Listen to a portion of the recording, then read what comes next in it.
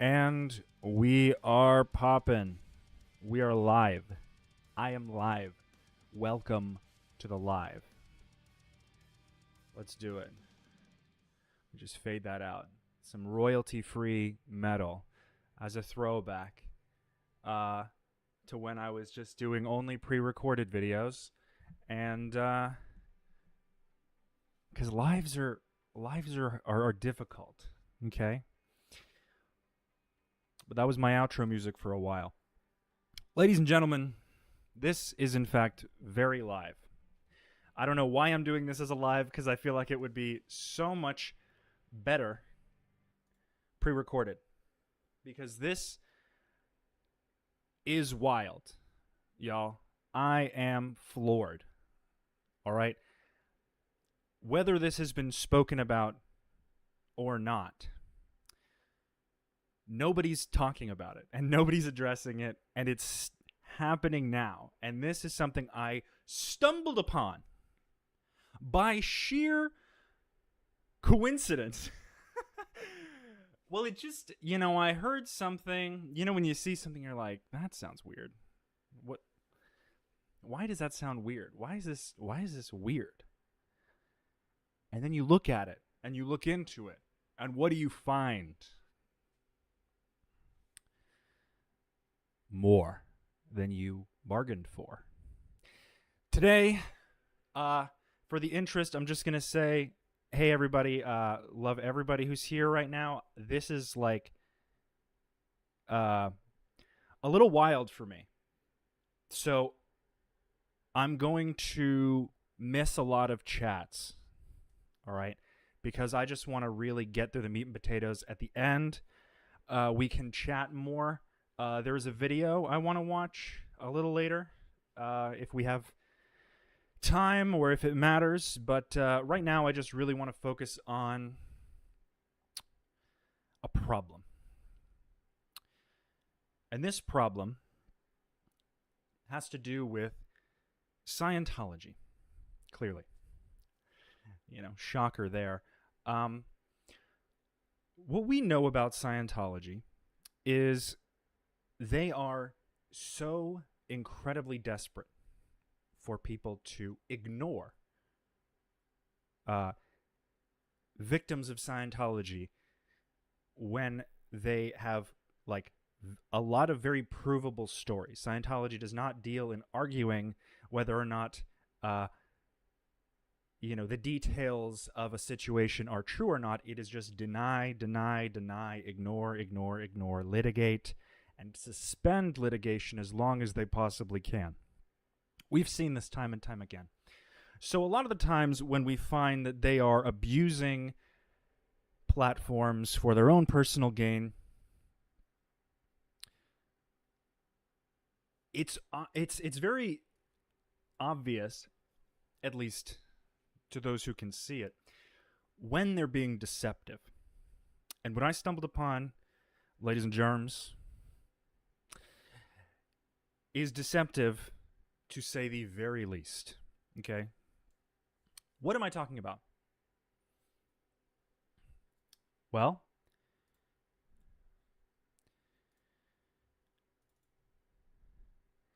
Scientology's new as in the last 5 years, very aggressive campaign to recruit vulnerable people into the cult using that's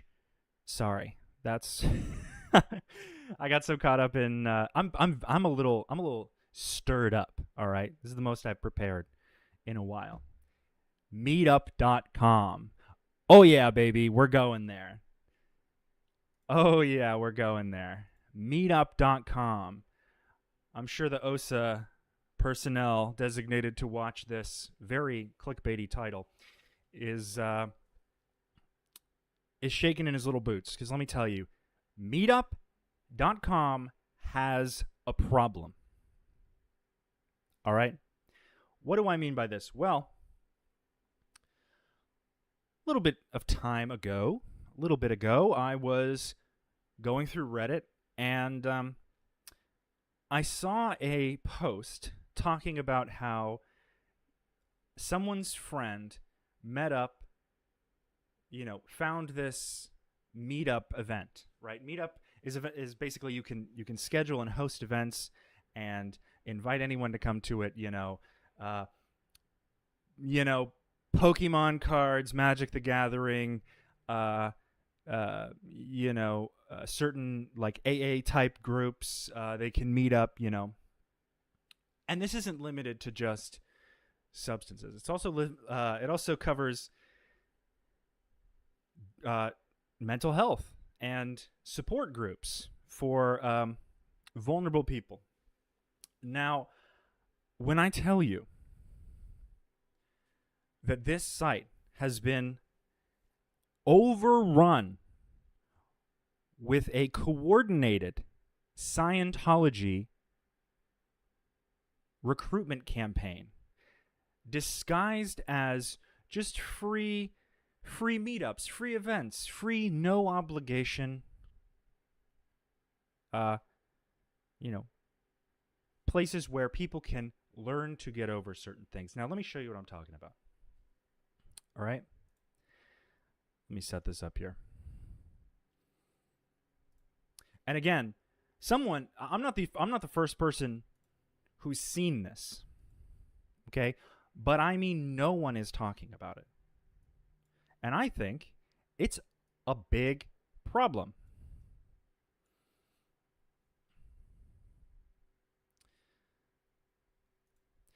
So here we have meetup.com. I just put in the word depression. Okay? In a random city. I picked New York. Now this wasn't where I started, all right? Because when I started, I just found these events. Now, there's tons of events, all right? Solution for isolation, stress, and depression. Depression support group. Psilocybin as depression. Medicaid. Well, that couldn't be Scientology, for sure. Be free of feelings of stress, anxiety, grief, and depression. Well, you click on any one of these, and what do you find? Oh, whoops. It's their terms of service. Well, here's one that I found. Sacramento Heartfelt Social Awareness.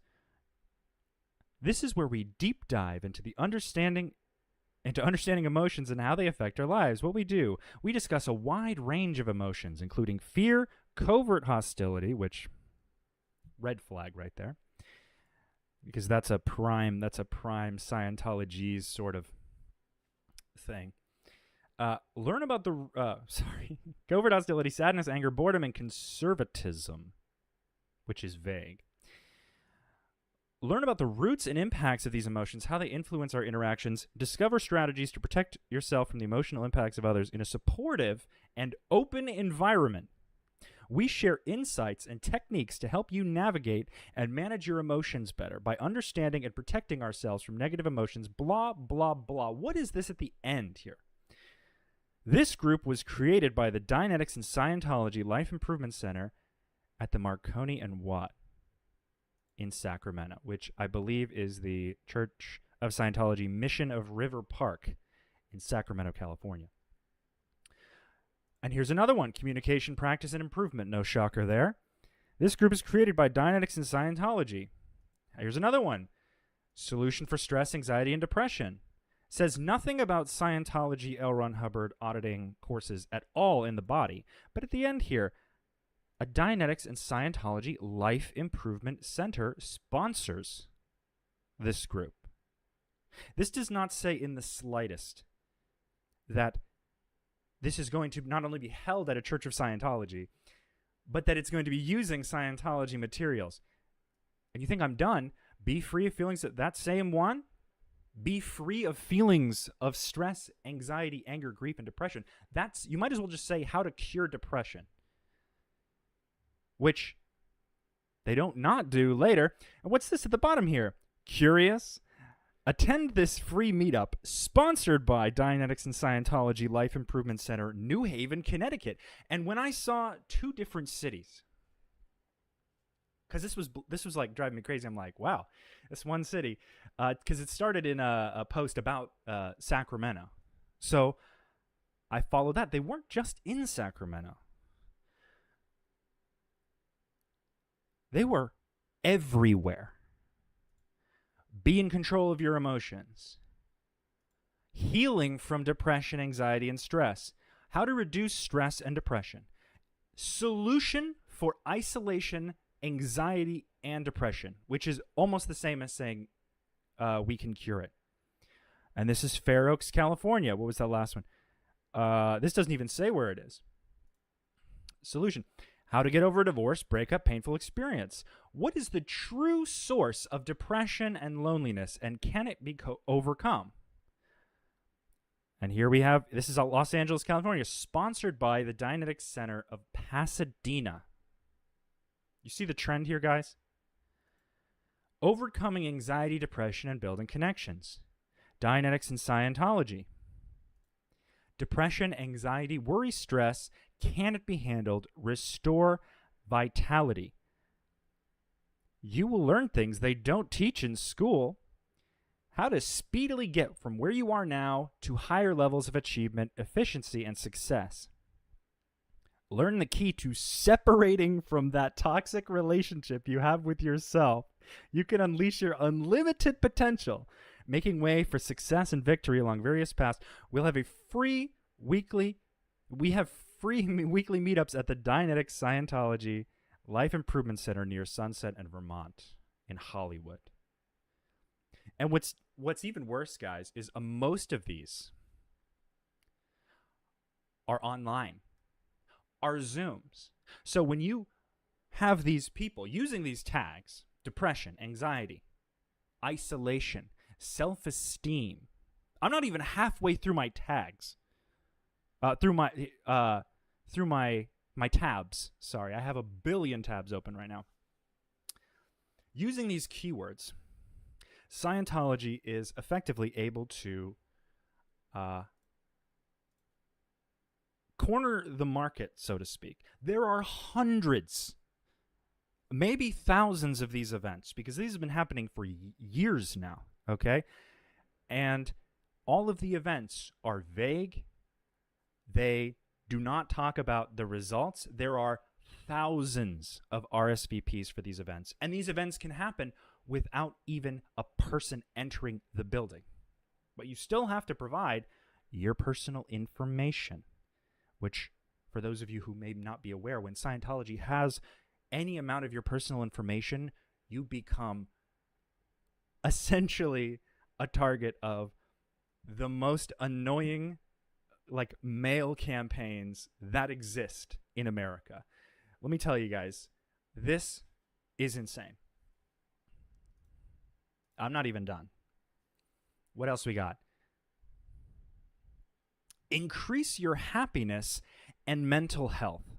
Again, predatory. All of these, excruciatingly predatory. How to stop overthinking. Scientology, Sacramento.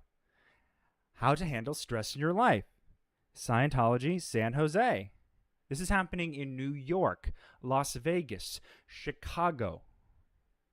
This is make no mistake, this is a coordinated recruitment campaign. No one who enters a Scientology organization for any reason is exempt as a target to be recruited either subtly or overtly, directly.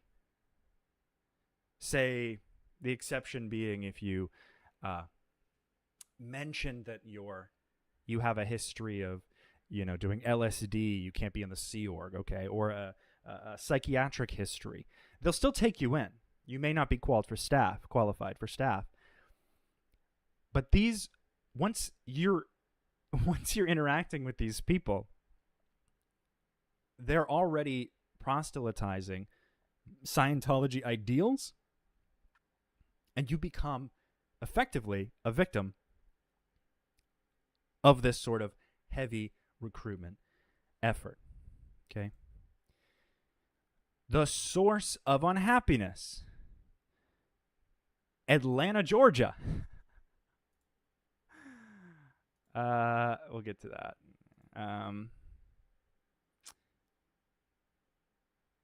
Okay. Is there more? How to become a confident communicator. And this will look familiar because this is literally what I used as a thumbnail. I was not playing around, guys. Look, I needed to get this information out there. How to improve your relationships and social life. And even the language. Now let's take a step back. Let's look at this language in these posts. This one specifically.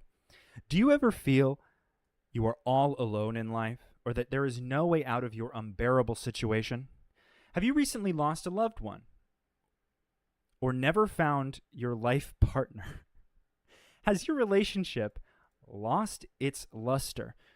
Do you ever experience depression and feel like the only answer is escape through drugs or medication, or something even more drastic? Yet you basically know that none of these things are truly an answer, which is a leading suggestion, right? They target you with what's called finding a ruin, right? Using these keywords, depression, anxiety, etc.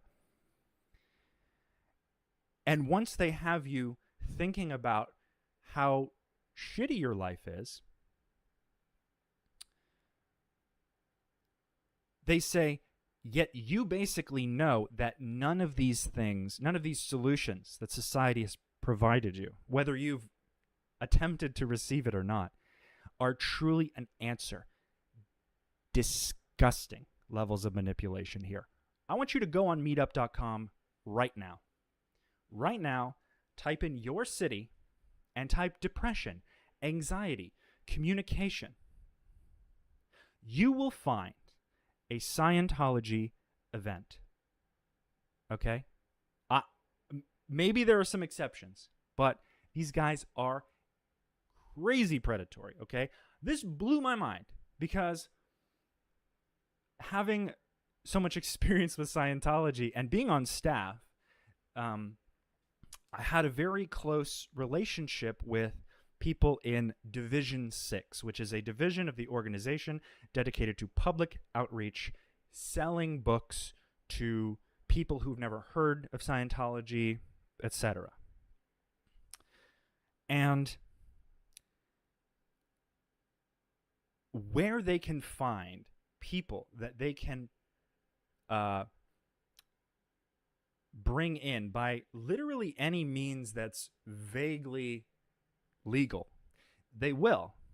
They send whole Sea Org missions, which consist of high-ranking Sea Org officials who are particularly trained to, like, get this org, this specific building, to outreach in the most direct way humanly possible, while not directly saying, hey, it's Scientology, obviously you're going to be led to the building. But it's only sponsored by the Church of Scientology, as you can see. Sponsored by Dianetic Center of Pasadena.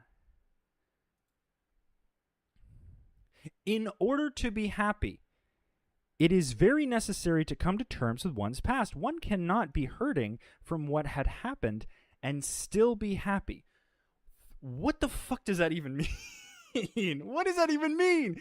You know, if something bad happened to you and it was really painful, sometimes you just can't not hurt about it. Like, what?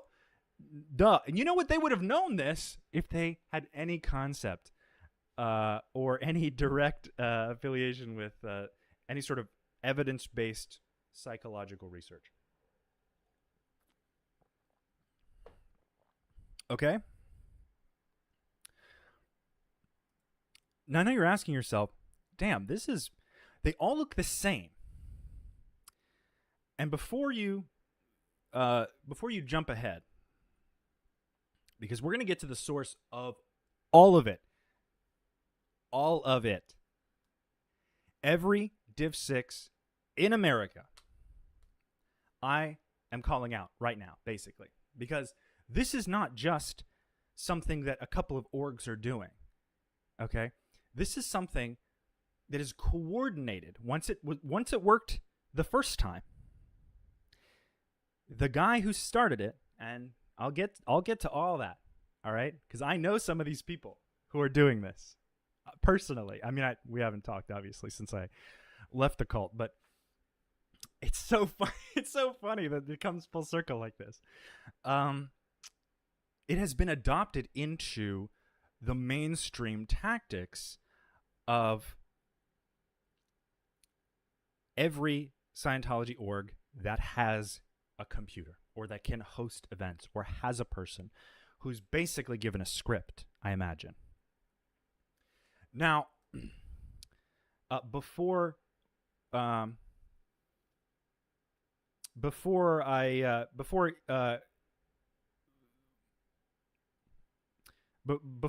we go any further, I want to say, because I'm sure this is a question on everyone's mind, yes, I sent them I sent Meetup.com directly a very detailed and stern email expressing my concerns. And I included as much detail as I possibly could, okay? And we're going to be in this stream today, okay? We're going to be looking at the evidence I didn't even show them. And they are fully welcome to watch this video. I told them I'd provide the evidence, but we're going to look at it first, because if they need this extra evidence, that's fine. There's some obviously shady violations and behaviors here with regards to their usage policies. So we'll also get to that. But rest assured, I haven't heard from them yet, but I have emailed them. And to anyone who sees an event like this in their area, if you feel that it is within your sense of justice to do so, I'm not stopping you, okay? They do have a contact page on their website, meetup.pissedconsumer.com. And they have, I wasn't going to call them. I'm just going to receive I sent them an email. But I guess they use something called the Pissed Consumer. Anyway, who is doing this? Who spearheaded this? All right. Well, let's look at some of these guys, all right? Where's the first one? This innocent-looking man is Tony Chen. And some of the old heads will recognize Tony, because Tony has done this before. And you're just like, oh, well, if he's just, how do you know that he's this guy? Well, first of all, this man has not one, not two. Where is it? Here, I gotta delete this. Not three, not four, but 5 separate accounts that I know of from different cities with sometimes different pictures, organizing this along with some characters that I'm sure are more local. For example, Nick Mudge, whoever this guy is. Josh Bank. Blip, blip, blip, blip, blip, blip.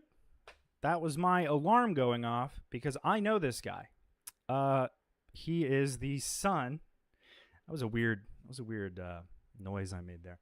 This guy is the son of the executive director of the Church of Scientology, Atlanta, Georgia, Debbie Bank, who I worked for when I was on staff in Atlanta. And Josh is the head of the OT committee, which is non-staff members who basically organize fundraising and recruitment events, very predatory events in league with Scientology management to siphon as much money and life from these people as they can for the benefit of Scientology, okay?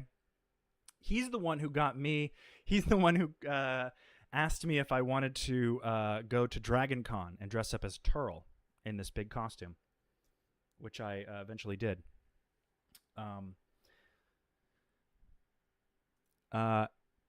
Bet, never heard of her, but you gotta love this. Gotta love this Photoshop job here. See this? She really tried. She really tried.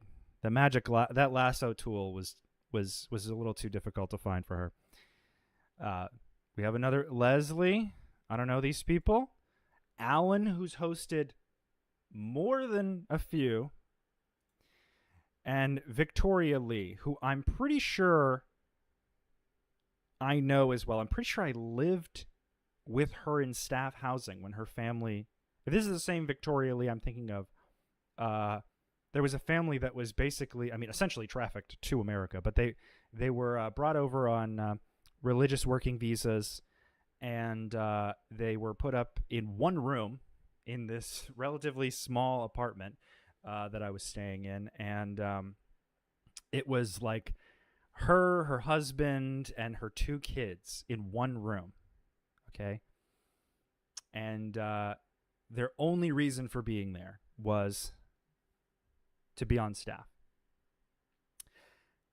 So, and this just opens up, for me, a greater concern, because Scientology knows that they can't overtly violate the law in lying to you directly on these kinds of sites, because they can get in a lot more trouble. They'd rather be remotely careful, because the second you hear Scientology, you're going to be learning Scientology. No one's going to show up. They have whole websites that are like, you can join an event like that, but they're not using that. And I believe this is just as deceptive as lying, okay? Now, I reached out to Tony Ortega to see if he's talked about this before, because somebody has to have been talking. And, Tony's just prolific with how often he posts about things like this. And then the second I said Tony Chen, he said, "Oh, Tony, yep, I know Tony." I was like, interesting, because 10 years ago, Tony did the same thing for this nationwide dissemination campaign on Craigslist. Scientology's Craigslist expert issues new instructions after so much ad flagging. Now, this is in response because when it came to light that Scientology was using, and Scientologists were using Craigslist as a, come to this local event and you'll learn about depression and you'll how to handle your depression, et cetera, et cetera. People found out about it and they were very upset. So there was a large counter effort to report or flag these deceptive ads. He says over at whyweprotest.net, which I thought was a little funny. And there in the comments section of the Underground Bunker, there has been a coordinated effort by folks to do their best to flag deceptive ads that Scientology posts on Craigslist pages. And then he says, "We've never condoned or prohibit this activity in our comment section." Apparently, that effort is having some effect. Scientology's general in its war against Anonymous at Craigslist, Tony Chen of Sacramento. Okay, that led me to narrow down which of his cities was the one he's actually in. But we'll get to that, because he's no stranger to this isn't. He's said publicly where he is.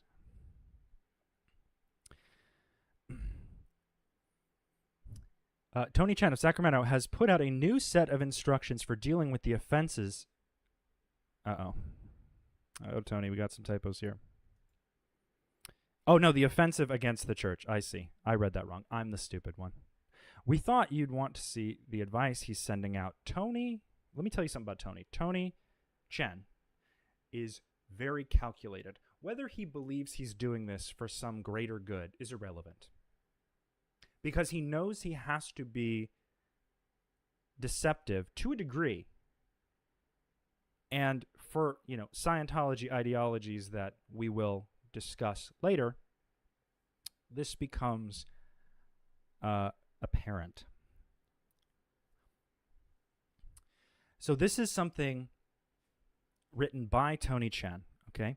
Dear Cyber Dissemination Club member, we at the River Park Mission just started 2 people from Craigslist in the past few days. One started the Knowing Who to Trust Life Improvement course on Wednesday, and the other one started How to Achieve Self-Confidence Life Improvement course on Friday. It has been harder to post ads on Craigslist for about a year for me, but now I've got it cranking out products for me again. Products meaning desired results, not actual products. It's all because for the last several weeks, I've been working on a program to intelligently increase the number of Craigslist ads. I spent about 5 extra hours each week on this program per week for several weeks. It's a little repetitive there, bud. You know, and I know, it's not easy to come up with 5 hours each week for 4 to 5 weeks, but my stats have been increasing due to this effort. Okay, so right here, what he does is based on how well it works. Okay, this is obvious. But in Scientology, you only reward successful actions, so he's not really going to get many responses, or like he's not going to do anything about it if it's not successful. Here are some secrets of getting products off Craigslist. Concentrate your ads in the categories of classes, groups, and activity partners. Okay. These are the most effective categories for our types of ads. About 90% of my ads are under these 3 categories. If your ads keep getting flagged, becoming pink in the account page, within a few minutes, that means that the particular Craigslist account is restricted. Solution is to create more Craigslist accounts. By the way, in my experience, restricted Craigslist accounts will automatically become less restricted after a few weeks. What causes an account to become restricted? I don't know. Who knows? Who knows why they would restrict my account? It's just some trolls, probably. Couldn't be that I'm putting out like deceptive ads on Craigslist to get people to join Scientology. That could definitely not be it. Okay, so my guess is user flagging, right?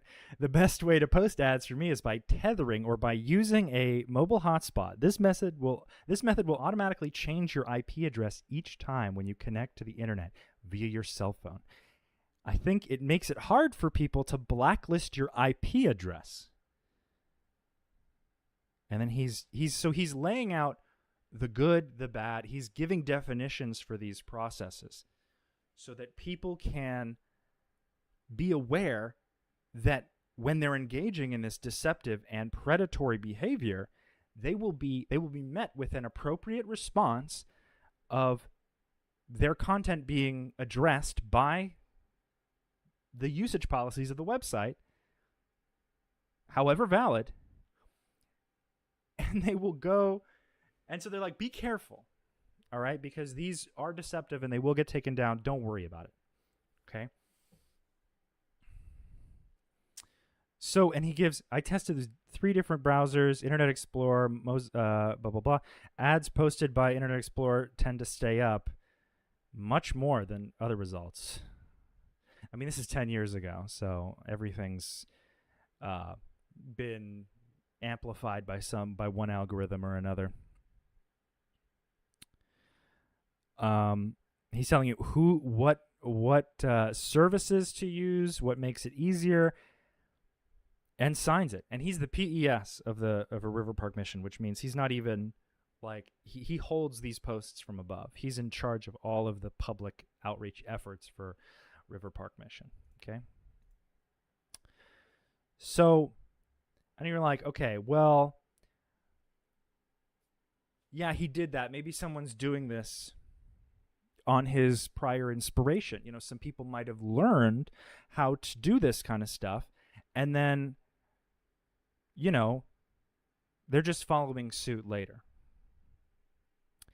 But I have something that they don't have, and that is access to Scientology's private Facebook group.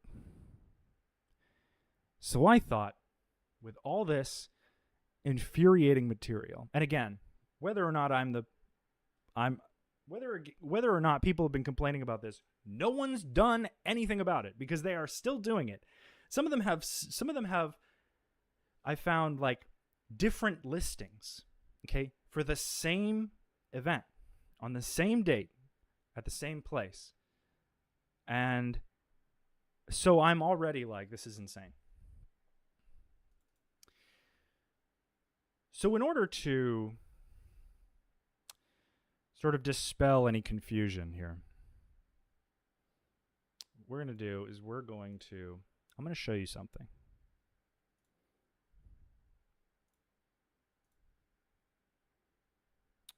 Let's get this set up. Ba-ba-ba-ba.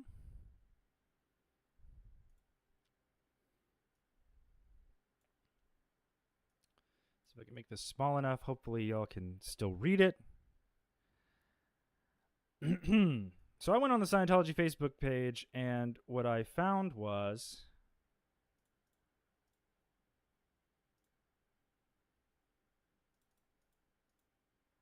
this.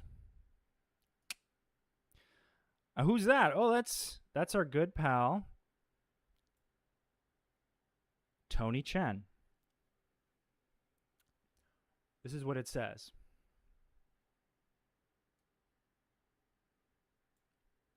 Super Theta update. I get asked a lot about how's Tony doing. This is in 2023, by the way. And this wording, the wording of this absolutely sent me over the edge, okay?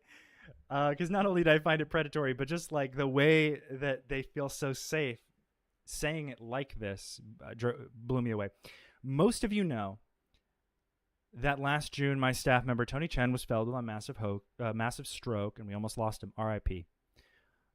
I think most of you know also that Tony is the mastermind who developed and piloted and made successful and exported the Meetup.com line of dissemination and raw book sales. He is the genius behind it. So to lose his shoulder at the wheel was a blow to all beings yet to be disseminated to. How sad. But he's alive, so no harm. In the beginning, okay. And he's back up. We have volunteers doing the speaking for our webinar meetup intro lectures, as he isn't quite back up, blah, blah, blah. But he felt that he could manage doing a one-on-one and take a few appointments. So I said, totally go for it. He aced it and sold 3 books last week and 1 book this week. Okay? So here's the thing.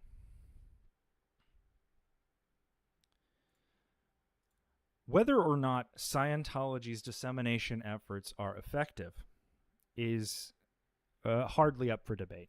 Okay? They are waning in their efforts to get people interested in what is broadly known as the most dangerous and disliked cult in the world. Par for, I guess, a few more directly violent competitors. Although they're so enormous and so prolific in their financial, emotional, and, various other different natures of abuse, that people know when they hear Scientology, they're like, I either know it's bad or I've only heard negative things about it. You get the odd, 2 or 3 people who will say something like, oh yeah, like I used to know somebody who was a Scientologist. They were pretty nice, but it's very hard to find someone who hasn't heard about Scientology. And I have also a picture of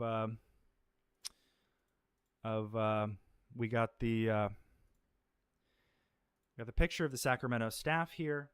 Again, I'm not asking or inferring that anyone should harass or attack directly a bunch of old people. Okay, that's insane. What I'm doing here is highlighting, and there's Here's Tony in the corner up there. What I'm doing is highlighting that Scientologists, on their own, with the agency that the policies dictate and provide, are going out of their way to be deceptive. And it's being encouraged by management. This man is winning dissemination awards from Scientology directly, from the management of Scientology. Okay? I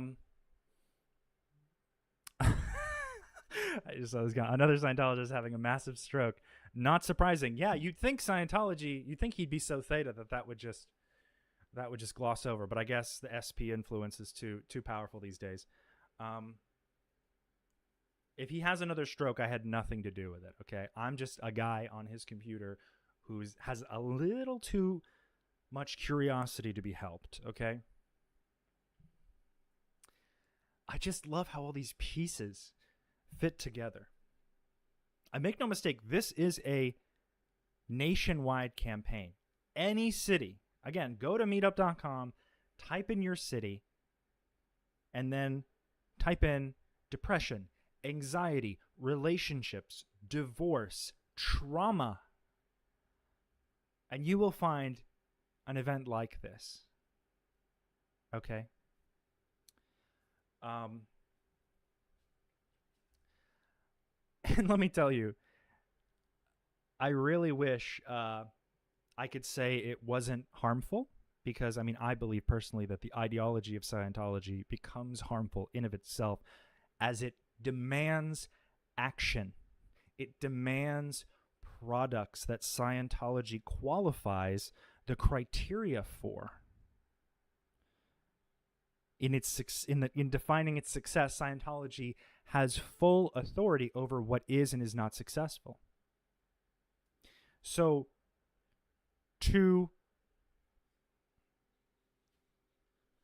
from my opinion, targeting vulnerable people, saying if you have depression, if you have anxiety, come to us first, while they fully well know the transparency policies on this website. Believe it. All they say is sponsored by Scientology, which isn't technically a lie. What they are deceptive about is that Scientology does not believe in mental health. They are strictly against psychiatric care, psychological, evaluations, any kind of medications for any kind of mental diseases. Like, they are just so absent from any type of evidence-based solution being useful. There's perhaps better ways I could describe that, but you see what I mean. So these people who are lost and lonely, which the people are attending these events, are lured in with this idea that they're actually going to receive something that helps them. All right? And what they don't know is they are going to be steered away from something that could very possibly be what they need. Do you get what I'm saying? Do you see why this is troubling? I get to many people it's like, oh, they do shit every day, no one's going to stop them. We can't. If we find places that they are lying and being deceptive and preying on people, and we bring it, because it doesn't matter. This stream means nothing in the effectiveness besides making you personally aware. But what Meetup.com believes means everything, because this is where they're hosting it. And honestly, I am fully aware that getting them and getting Scientology and Scientologists and Scientology events banned off of Meetup.com will just prompt them to find another website to hide in, to hide behind some vague usage policy, blah, blah, blah, blah, blah. I don't really care, because it's something. It would prevent someone who's new to town, trying to get away from their past, from seeing something that they might think will help them, and then getting roped into a human trafficking cult where they're just going to be berated and pissed all over, basically, because some old guy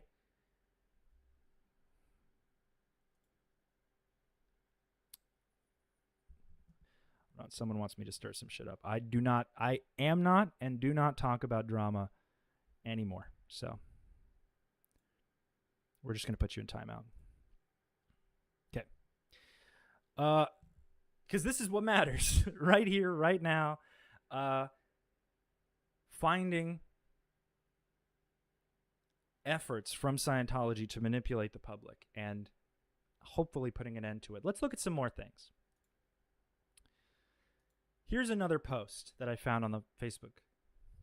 Everyone is invited. Visit with ASHO and LA.org Tuesday via Zoom. New public are reaching for LRH every day on a website called Meetup.com. You can learn how to do this too. Help is needed. A few hours a week or really kick it in gear, an hour each day. Oh, I see. So help a few hours a week or like bust your ass for an hour each day. We need promoters, writers, admin people, speakers, and computer help. You can do this for org, mission, or field groups / auditors. LA.org will apprentice you. They're being flown out to train how to do this. They're finding people to pretend to be experts, to just peddle harmful Scientology propaganda. Tony Chen will cover the vital factors applying LRH tech, creating his success with Meetup, from starting groups through to his outstanding closing ratio, signing up public for their first service, and LRH book. Tony is successful because he is on purpose and on source, literally defining how on purpose his intentions are. He's on purpose in Scientology, meaning he's like focused on the goal of disseminating Scientology, and everything he's doing is intentional.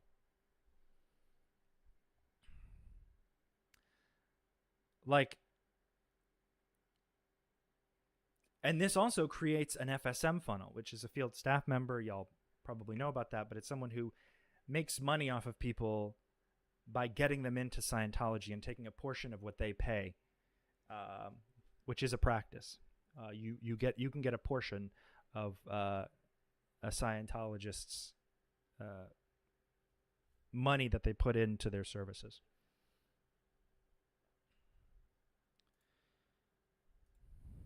All right. And I was like, okay. I was already a little disgusted.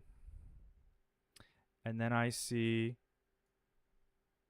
a post here because I'm like, this can't, like, I'm looking for a reason to show that this isn't working in any capacity, right? But then we get things like this.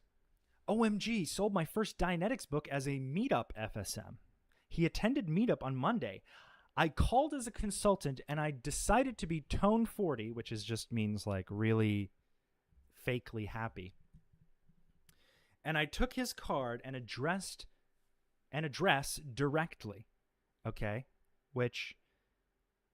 So once they show up, you're like, oh, let me get your phone number. Let me get your name. Let me get your address so we can help you. And it's all a part of this trap.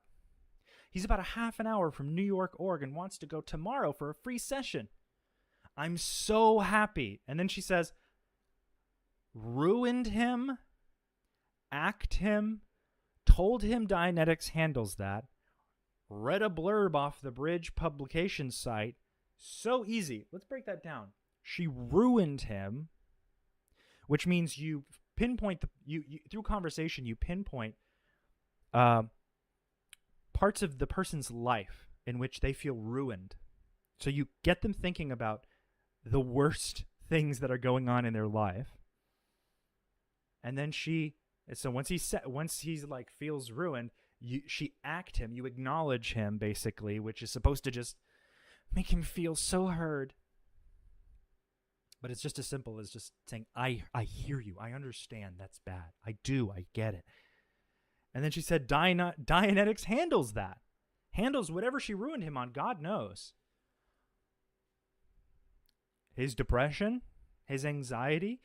Well, she's saying Dianetics handles that. And what's crazy is even though they don't say in the listing for Meetup that any of these things can be cured, once you show up to the org, they're going to tell you it's going to solve. They can say whatever the fuck they want as long as it's not on paper. And then they'll just have the unfortunate habit of posting everything in their little Facebook group where they feel safe. It's so easy to get someone contractually attached to a human trafficking cult. Okay?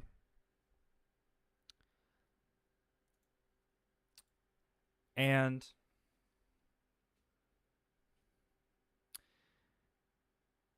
I do not care how the broad efficacy. It's not like I have a limit on how many people need to be successfully invited or successfully gotten into Scientology for it to become a problem.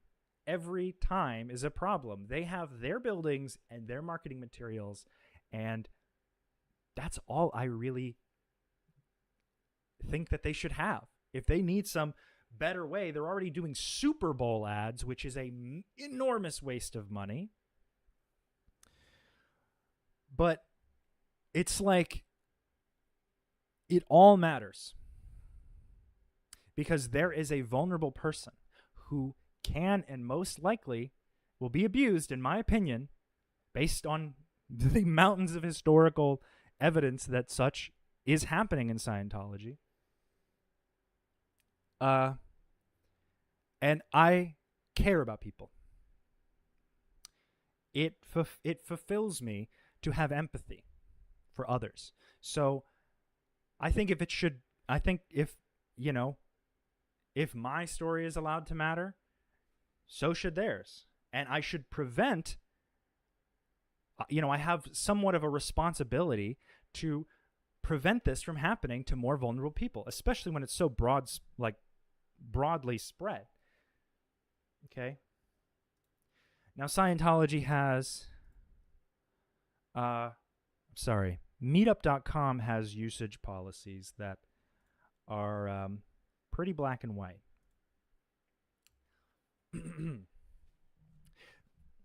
Meetup profiles. We're going to take a look at some of these. Okay.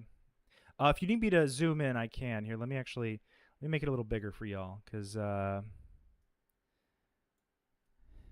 you go. How's that? The success of his tactic is going to be short-lived, in my opinion. That all depends on whether or not it is shown to Meetup.com that this is an actual problem. And I hope it is. Okay? So let's just go through their usage policies. Their terms of service is much longer, so I'm not going to get through all that. But let's just take a look here. Be real. Meetup profiles are intended to represent real people in a local area. Meetup member profiles must be honest and authentic. That goes against, I'm pretty sure Tony having 6 different, 5+ however many accounts from, listing he's living in different places is already a violation of this. But because he's hosting it to train other people to host it, I'm sure he's justified that. Be honest. Intentions, affiliations, transparency, feedback, and ratings. Okay, so right here. Intentions, affiliations, transparency. I feel we've broken that already. All members should be open about who they are, their intentions, and their affiliations. All group and event descriptions should be accurate so members can make informed decisions about their participation. Event feedbacks and ratings are important, blah, blah, blah. So and again, these posts do not mention that you will be getting Scientology. Nowhere in this until this little bottom clause here does it say anything about Scientology. Look at this one. Just let's look at the wording of this one. Let me bring it over here. I realize I have like a preview window and I have to press transition, otherwise it won't zoom in. So I didn't do that. So when I said I zoomed it in, and I hope it's easier for you to read, I was just like, good. I did not put that to the main window.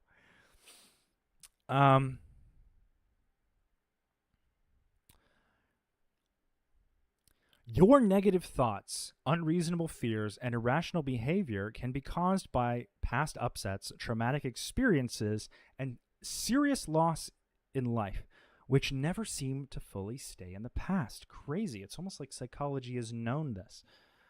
Okay? It's almost like L. Ron Hubbard took psychology, changed a little couple pieces to suit his own ends, and called it the antithesis to psychology.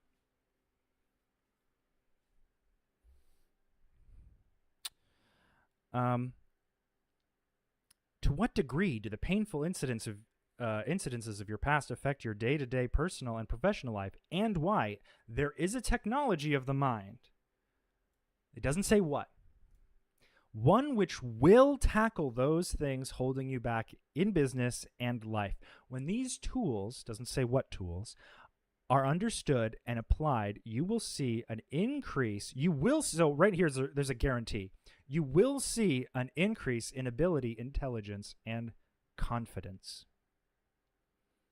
And the only mention of Scientology or Dianetics is right here at the bottom. This group is sponsored by the Dianetics and Scientology Life Improvement Center. It doesn't even, it's making it seem like it's some other group. Okay?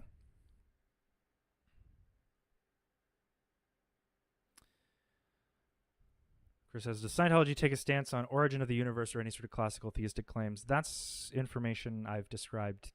So many people have described countless places. I'm going to keep this more on topic. Does Scientology have a massive trust fund? Yes, they have billions of dollars in retainer, mostly for legal defense. Anyway. Healing from depression. Scientology cannot claim to heal anyone from anything, even if they believe it.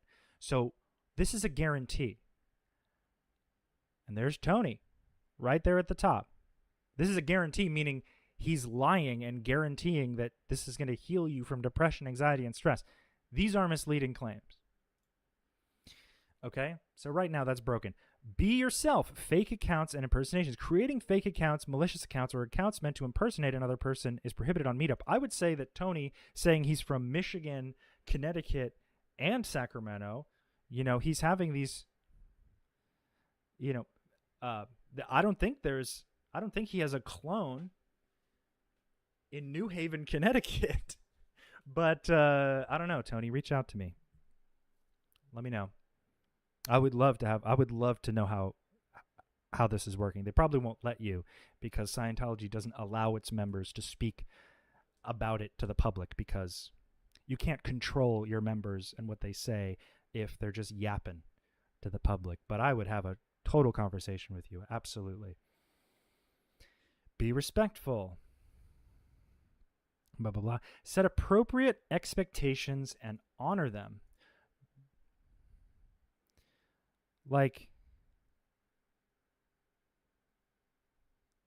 stepping up as an organizer to a meetup in order to change the focus of the group, to close the group, or to send or post promotional content, or to send or post content not aligned with the original description of the group is prohibited. If this is your intention to change the meaning, if it is your intention to change the meaning or purpose of the group, we advise that you start a new group instead. I feel like that applies. I really do, honestly. Because they're saying, oh, this is a mental health thing. Actually, mental health is a scam sold to you by big psychiatry.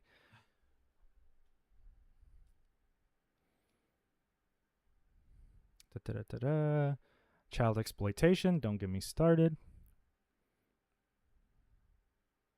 Because then if you go in and you think you're going to get some transformative course about healing your depression, and you get locked into doing courses, and you don't have childcare, and you're going to bring your kid to the org, and then that kid is going to just be unattended, as they mostly are, because almost no orgs except for Tampa or maybe DC have adequate child care. Like there's a person who will be pulled off to the side if there's a kid, and they'll be put in a room with a bunch of toys or something. But like I've only seen it at 2 orgs. Everywhere else, kids are just running around. So, and God knows who they're exposed to. Because Scientology has protected pedophiles in the past. I'm not going to touch that one. I've talked about it many times before. Act with integrity. Do not manipulate or exploit. And I'd say this is the main one that they are violating here. Okay?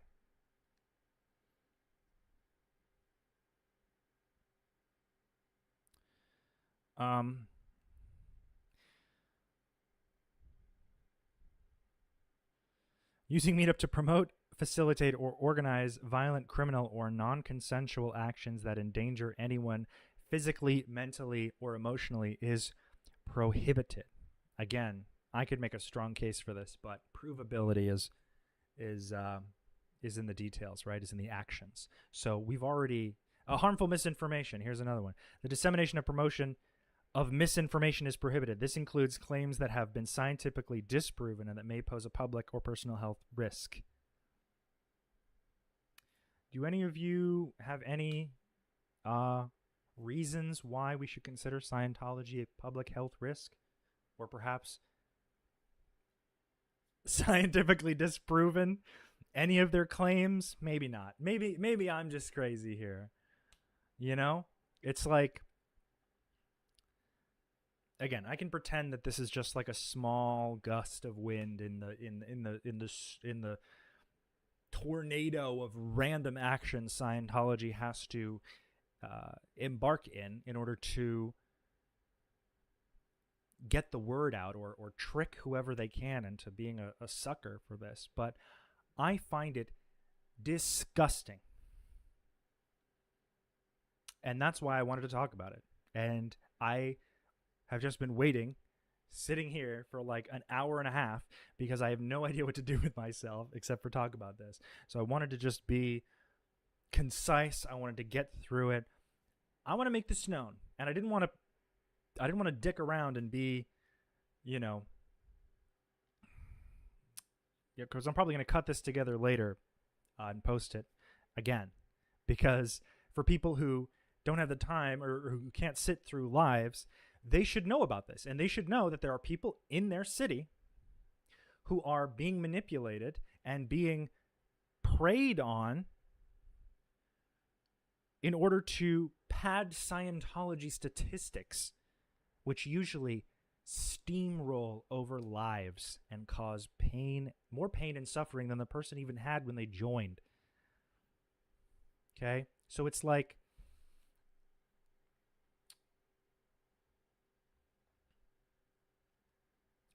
so that's what it is. And again, if you're interested, meetup.pissedconsumer.com has contacts for both customer service, legal, and media emails and reporting fraud. Okay? So if you see any of these deceptive ads in your city, I would recommend that you structure a sound argument as to why these could be violations and help prevent predatory tactics of the Church of Scientology. Whew. Damn. And you know, it'd be easier if I you know, didn't care and just wanted to let people fucking get sucked in. And if I didn't care about new people joining, you know, I would have just let this die. But I do. I think it's important. All right. So now that that's out of the way, I'm going to look through the chat here. We're going to answer some questions.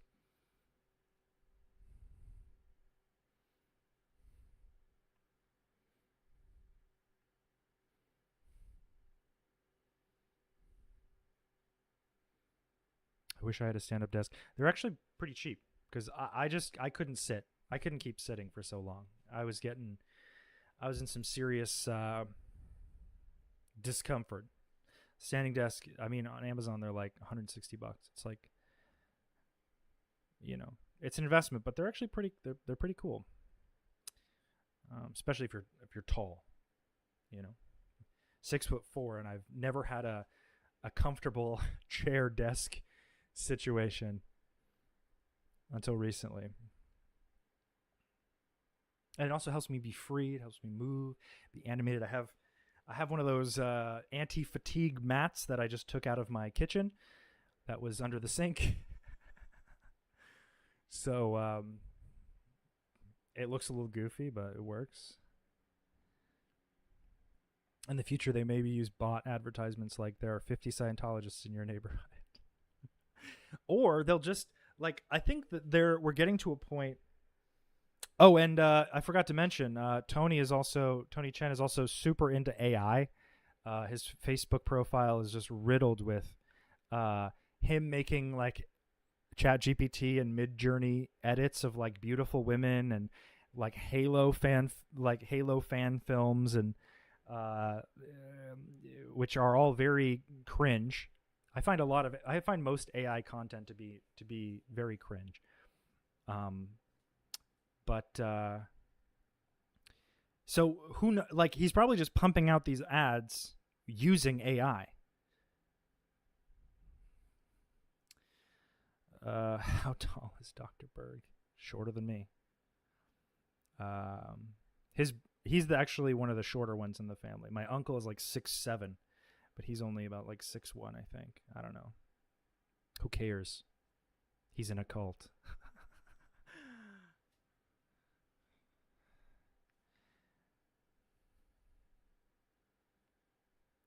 I found he started a show on Rumble. Who did? Oh, Kevin Trudeau. Kevin Trudeau. Who is that?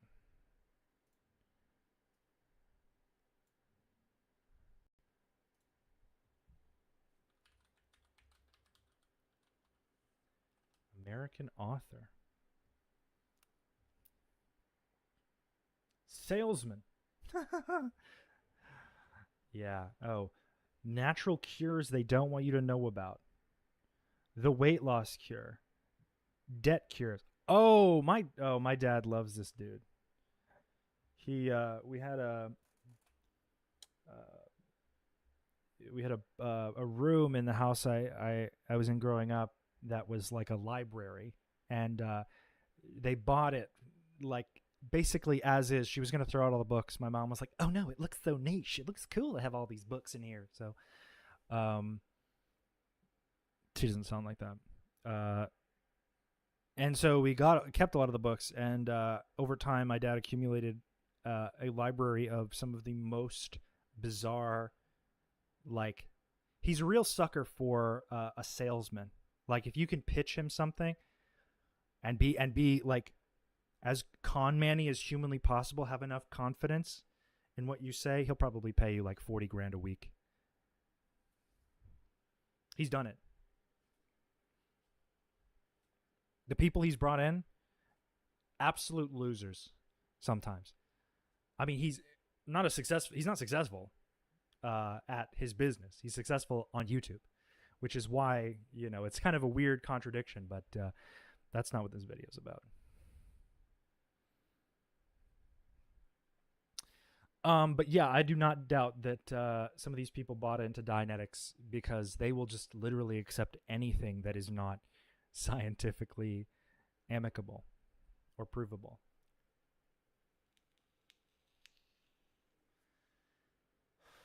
But Scientology will find new ways to be predatory and new ways to market to vulnerable people. And I think it's wrong. And they are welcome to debate me on it, although they won't, because, well, Scientologists aren't allowed to plead their case. And when they do, they're not allowed to talk about it with anyone who actually knows what they're talking about. They have one person that they will send to an interview room that will deny. Right now it's Karen Powell. Tomorrow it'll be, whoever. Okay. It's just, I thought it was gross. I also, when I see things like a coordinated campaign to prey on vulnerable people through websites like Meetup.com, I get this creepy feeling inside where it's like, man, I would have thought that was a great idea without ever looking at any of the moral ramifications of something like that. The actual details of that. This person probably just needs to go to therapy, and they just haven't been able to make the time or have the money or get insurance, whatever. They're definitely not going to therapy after Scientology gets to them. And if they do, that's good for them. Then they're smart. Then this isn't about the smart people. This isn't about the people who know better. This is about them preying on people who don't. And that's my point for this whole thing.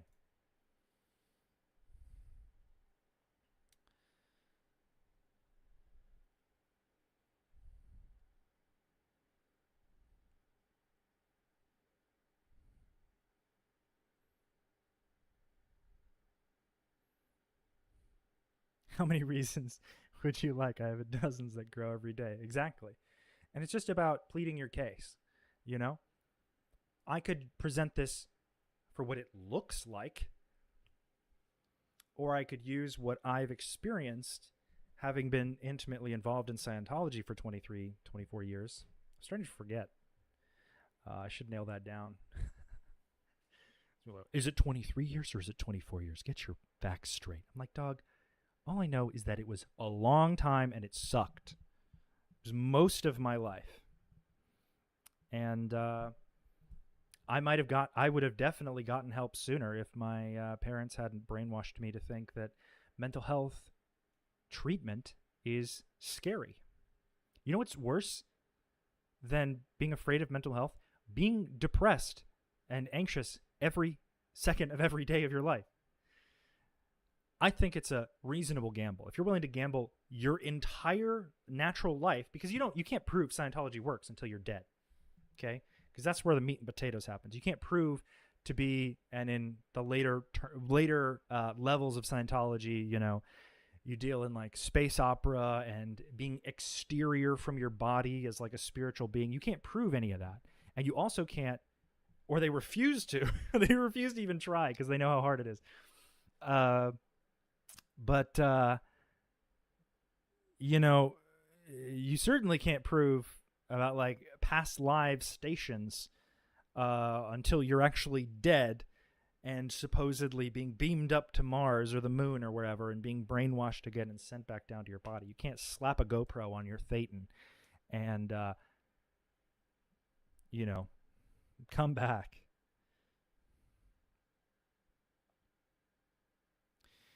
If I stumbled upon Scientology in my teens, they would have suckered me, and I was looking for alternative ideas, and I was super gullible.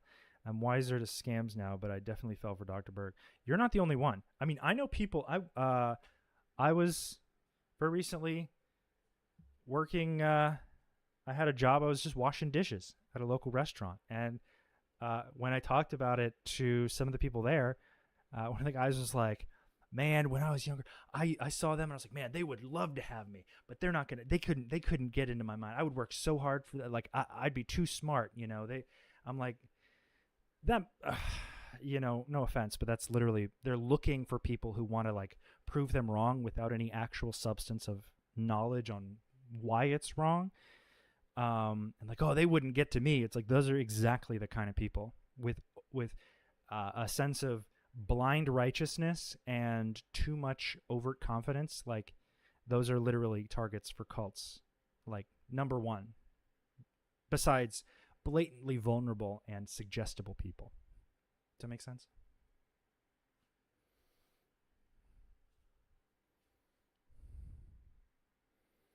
Yesterday, a recruiting prospect was told in a Hubbard Dianetics Foundation tent that they were not Scientologists. Yeah. They will distance themselves. They know, well, I'm a Dianeticist. as if this is like 1952. And oh, I got my copy of Excalibur right here.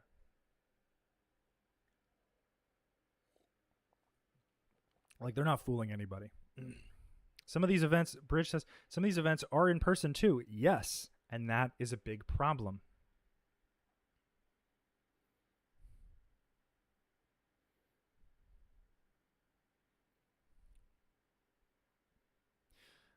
Jake Lloyd, holy crap, you're right. I just found one in my city. We definitely don't have an org. It says Dianetics and Scientology Life Improvement Center sponsors this group at the bottom. Yeah. And what's insane to me is that any of these groups can just lie and say that they're a part of your city when they just have to set a new account in that city and then have an online meetup. And it's just, how many people, you cast such a broad net for anybody who's trying to, put themselves out there and go to some meetup to, handle themselves. Impressionable people. And that's, it's dangerous.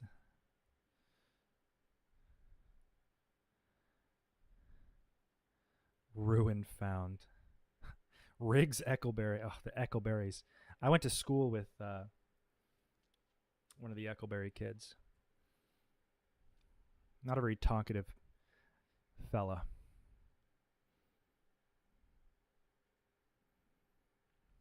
Do they target people with money, or do they have ways of milking broke people too? Absolutely.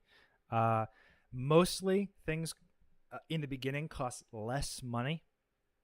So a life improvement course will be something like $60, whereas if you get a life repair, which is a very introductory auditing program, they'll probably bill you for an intensive of auditing. One intensive is a 12-hour block of auditing that you have to buy at least 12 hours.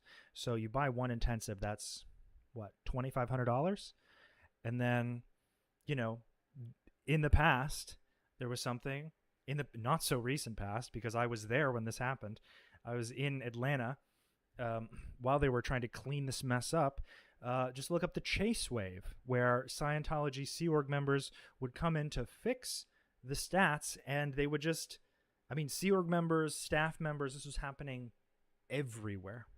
And they would open new bank accounts and lines of credit under these people's names without them knowing, or either convince them to do it.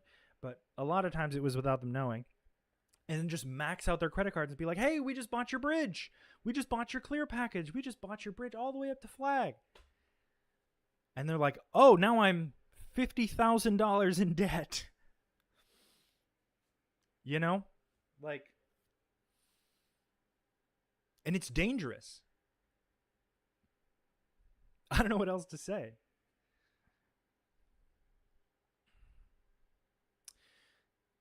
So it's, it's just one of those things that, and I have some other things that I'm going to talk about at another time, especially about the Scientology Facebook group, because I'm currently doing some data collection on there. But mostly, I have a new Dr. Berg, let's say, video that is in the works, which is hilarious already. Honestly, I have not, hilarious in like the painful, cringy way where I'm having to comb through this content so horrendously hard to watch because of how goofy it is. I hope it has legs, honestly. Anything to get people to understand that, just because someone isn't talking about Scientology doesn't mean that they aren't actively promoting Scientology. My dad, Dr. Berg, is doing events, fundraising events, all the time, all over America, all over the world now, because he's such an opinion leader, and has a lot of fame now, that he can just say, do this and you'll gain the look how successful I am, because I put all of my money, I've sacrificed everything I have for Scientology. And I mean, he really hasn't, because they're still milking him. It's like, it's insane. Were you able to get Roxana in an interview? Oh my God. To defend Berg's company in one of your documentaries? No, because she's essentially a Scientologist herself. I mean, she happily did all the training that was asked, all the WISE training, and I've reached out to her a few times to express my concern with the direction and the consequences of running the company, because she does, and no response. Over the years, honestly, I've reached out to her and I've expressed concern. I've tried to empathize with her. Maybe it was a little more confrontational, because I've sort of become less aggressive as time goes on, as my emotions have become more under control. It's a little bit, leaving a cult, you're really excited to some people get like this sort of savior complex, but it's more realistic to just keep your feet on the ground and focus on one thing at a time. Focus on what you can control and not what you can't. Question: do you think your dad donates at least 50% of his income to Scientology? Absolutely not. Not only does he make tens of millions of dollars a year, he only gives like small little portions. He does not, like both my parents, that's why they do fundraising events, because they could easily give Scientology like 50 million tomorrow. And they're best friends with IAS Regis, which International Association of Scientology. That's the fundraising arm of Scientology, and they send these people in and they give them flowers, rewards, old antique books, like valuable pen sets. They're the ones who give out those big gaudy the gold medallions and the giant gold and glass awards that are like half my height. So it's I guess they compensate, for not donating more money by doing more fundraisers to get other people who have not yet attained some kind of status in Scientology to, because and I've talked about this before. Hold on.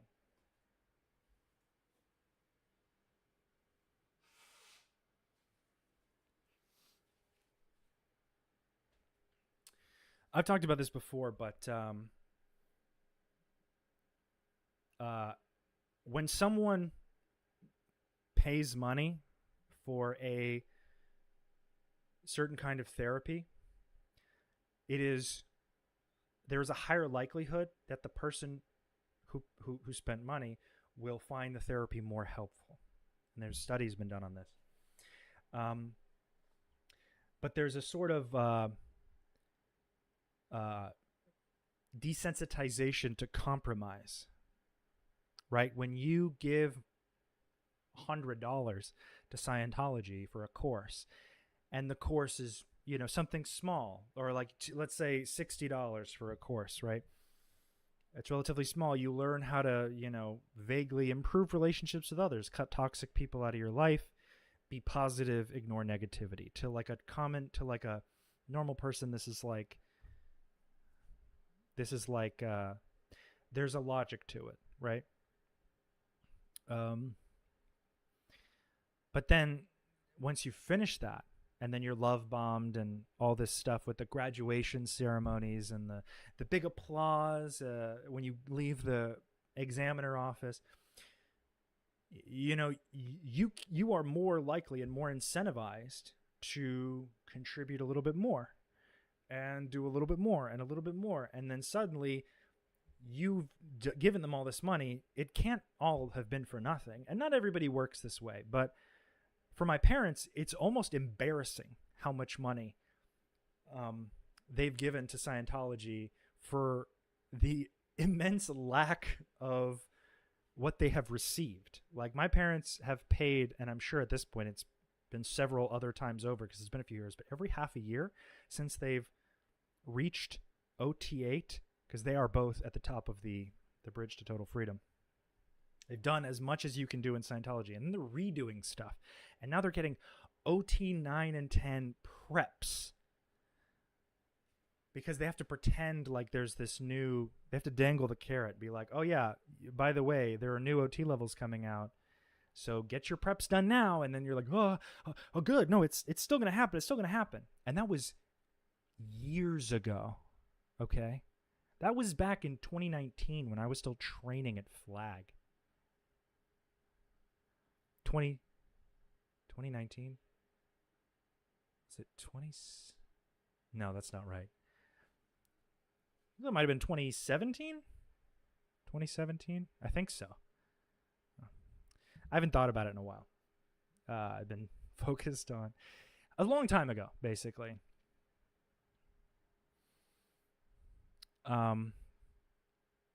Question: what happens in the Sea Org if one of its members are found out to be gay? Well, being gay in Scientology is considered aberrated, which is essentially a departure from the norm. And they are likened to the same level of sexual deviance and pedophiles per the Science of Survival book. And a few other places, but essentially you're seen as like someone hears that you're gay, you're like, oh, that guy needs auditing. Oh, that guy's going to need a special program to address his deviancy. And they'll actually put an emphasis in the program, because I've literally been there while someone's like FESing, finding errors in someone's folder. It's like you just go over and you fill out this pink slip. It's a whole loaded process. But looking through someone's folder, history of their sessions, where you write down what everyone says, and insisting and having the CS insist on more what's called overt pulling, which I'm sure most of you understand, but it's basically, because he's gay, it's implied that he has more suppressed crimes or transgressions against some moral code that he must be inherently familiar with, that must be found out if he is to recover from his deviancy. Okay? And it's gross. That doesn't stop people in the Sea Org from being gay, I'll tell you that, though. Because, for how forbidden masturbation is in Scientology, let me tell you, one thing I learned as an auditor who audited people and audited Sea Org members and audited people at Flag and audited people, everyone who counts themselves as like some gold standard Scientologist is jorking it. And by it, well, the peanuts. Women too. It's like they try to pretend that they're above this baser instinct. Like, oh, like we pretend to be scientific, but also humans are not animals, and we are above all personal impulses, which is almost like eugenics, it's just like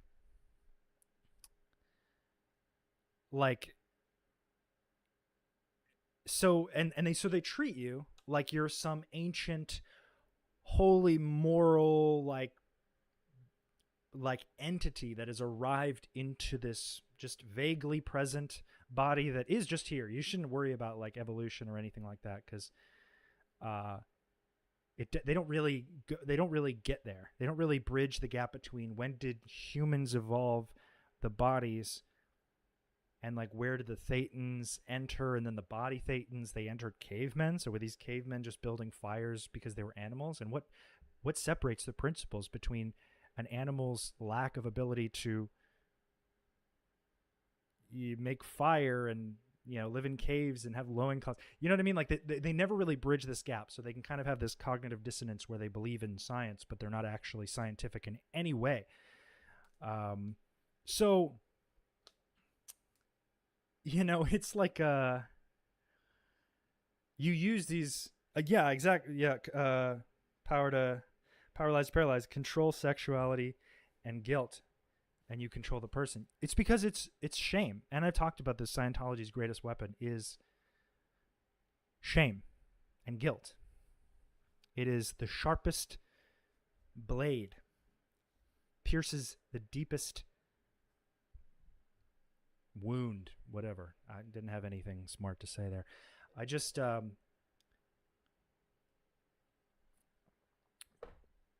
it's obvious to me because I've been through this. I've had time to think about it, deconstruct it, whatever. L. Ron homophobe. Listen. L. Ron Hubbard is not L. Ron Hubbard is not homophobic. He just had he just tried to have a conversion camp in 1951 in Elizabeth, New Jersey, which was crazy because when you're in Scientology, you never really learn why Elizabeth, New Jersey. Because he references it all the time. It was one of the first Dianetic, groups, but he never references like exactly what people were doing there. And it closed down because he tried to convert gays there. He tried to like cure them of being gay, and he couldn't, and he was fucking kicked out of New Jersey. And it was shut down because he was abusing people. Like, and learning about that, you're like, oh, so this runs deep. And you can't just say, well, we allow gays in now, so we're basically allies. It's like, no, because of the fundamental beliefs of Scientology, these people are going to look at these gay people or trans, whoever, this person who isn't just like a, it's just, they're going to look at them and say, oh, well, that's got to change because we have a standard of norm. And that doesn't really meet our standard, but like the gays are, Pride Month, all that for PR. But in reality, we will have to change you. We will have to take a look under the hood, manipulate you until you hate yourself. And they're not the only religion that does this, but I don't see Scientology as a religion. So that might be where it's differs.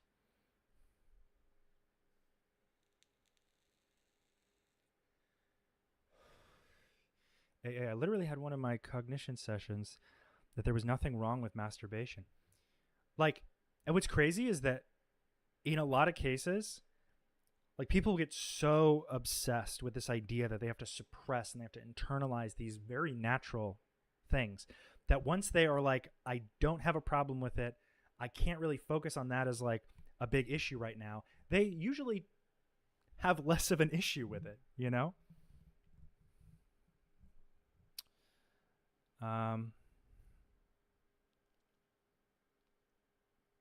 Was Nibs Hubbard supposed to be the rightful heir to his dad's throne where he had not defected? Do you think he'd be persuaded by money?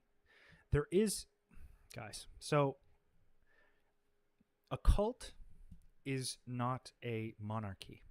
And a cult, what it definitely is not, and what Scientology explicitly mentions in one of its biggest policies is a democracy or any kind of changeable system.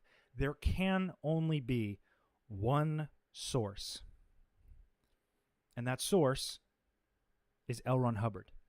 It's not like a changing of hands. If L. Ron Hubbard could have stayed alive the whole time and, controlled it from his little shack that he died in, he would have.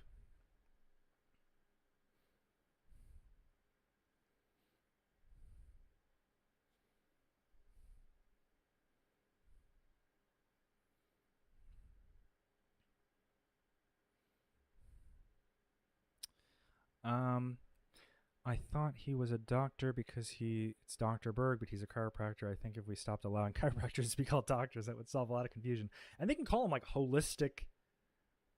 There should be like a classification for holistic medicine or alternative medicine where you don't actually need a degree. I mean, I did an interview with this one guy who was doing like a documentary style video essay on the history of chiropractic. Incredibly talented guy named Jack. And we were gonna do it. We were gonna do it in person, but he's from the East Coast, and I had already moved by the time he reached out to me. But it's very similar to Scientology, and I'm pretty sure L. Ron Hubbard, learned a few things about chiropractic and was like, oh, I'm going to use that.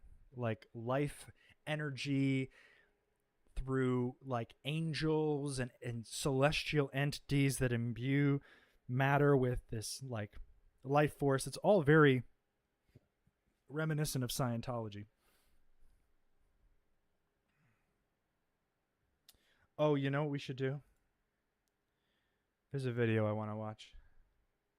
Let me close down all this stuff. We've had. Do you have any more questions on the Meetup thing or any other discussion points you want me to talk about with this Meetup.com thing? Because otherwise I'll just close out these windows and I'll wheel out the old CRT for. I don't want to teach today, so I'm wheeling out Bill Nye. That's how I feel finding a video to watch on stream, as I'm just like wheeling out the old VCR, you know.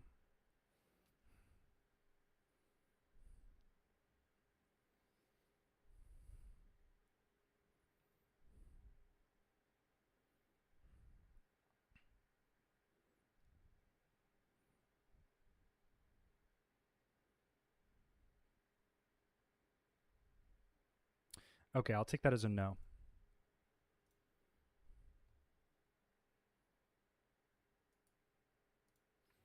So now we're going to watch.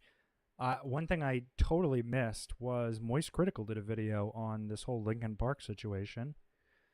And I haven't watched it because I'm like, man, that would make a great stream topic. I'm always watching things that I've already seen. I've already got pre-existing things. I'm already like, I'm going to say that.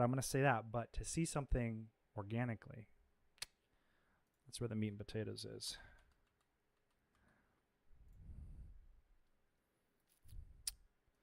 All right, where is it? And it was like a week ago. So I was way late to this. I didn't even see it. Usually this shit's like brought up to me. Usually it's like either shown to me or I see it naturally. Like I would have seen this if and you know. Okay, let's set this up here.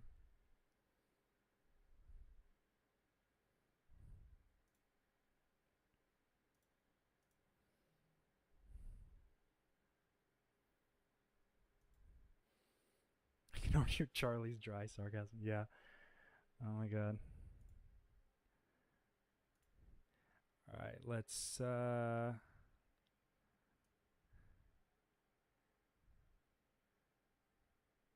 I don't want to suffocate the chat here. Yeah, that should be fine. Maybe I should subscribe to Charlie. That might be a good start. And I watch his videos. It's not like I guess I forgot to subscribe however long ago. You know, I honestly probably assumed that I was already subscribed. Linkin Park is Charlie's favorite band. Oof. At least he has the balls. And honestly, because I know that he does mention Scientology in here, good on Charlie for actually having the fucking cojones, having the stones to call out this situation. Like, as it is. I'm going to wear headphones.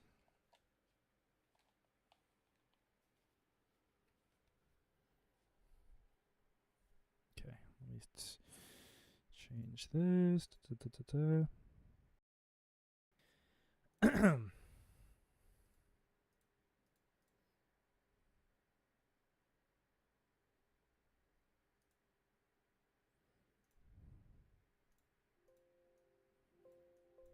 Okay.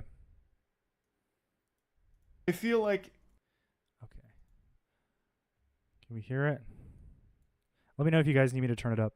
Linkin Park is back and they've got a new singer. And there is a lot of drama going on and there's a lot of weirdness to talk about. I feel like all of you have heard of Linkin Park before. They're probably one of the most well-known bands of the modern age. And even just hearing the name Linkin Park is like time travel for my brain. It just transports me, like astral projects me back to like 2002. I've said this before, Hybrid Theory is my favorite album ever, and I think it always will be. It was the soundtrack to my formative years. The boner jams on here I don't think will ever be beaten. And I feel the same way about Meetup. So funny. Yeah, I mean, I can relate to that because, am I on pass-through here? Let me see. Okay, there we go. Now I can hear myself. This like, I was in middle school once. I remember when that came out, and I was jamming. Like I used to be a huge fan. I think I stopped listening when they started doing dubstep.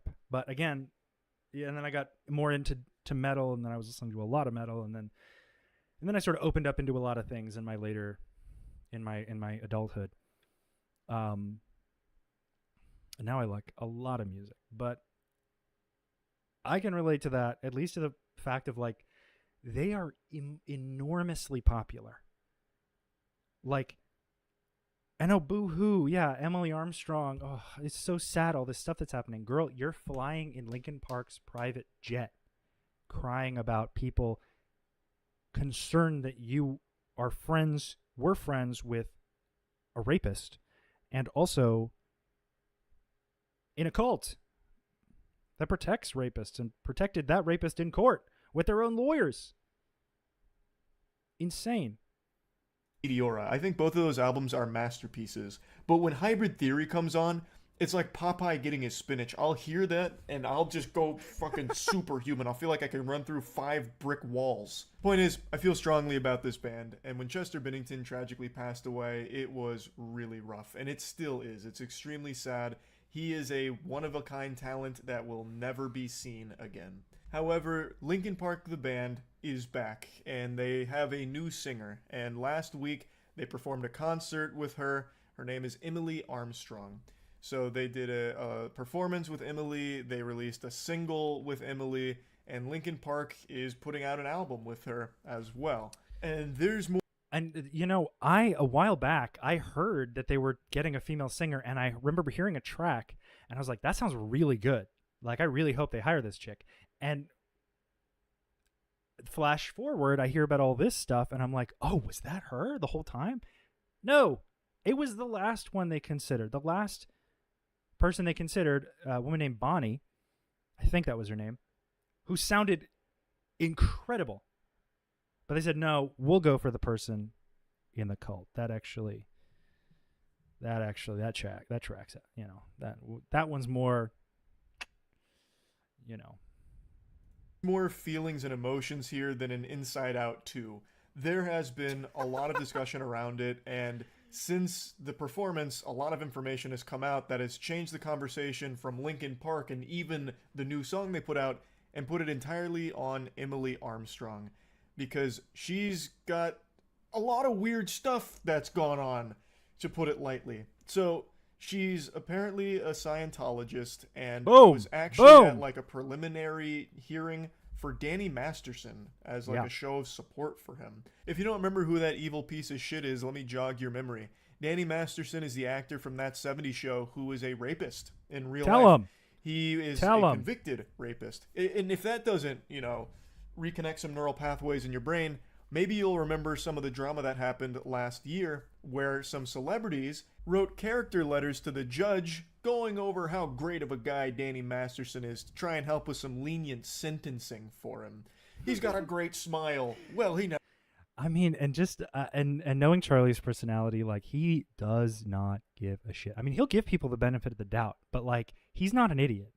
He knows what he's talking about. He knows that other people are probably terrified to talk about it. I mean, and I call out people. I started to call out more people who kind of glaze over it. Like, you know who didn't talk about this?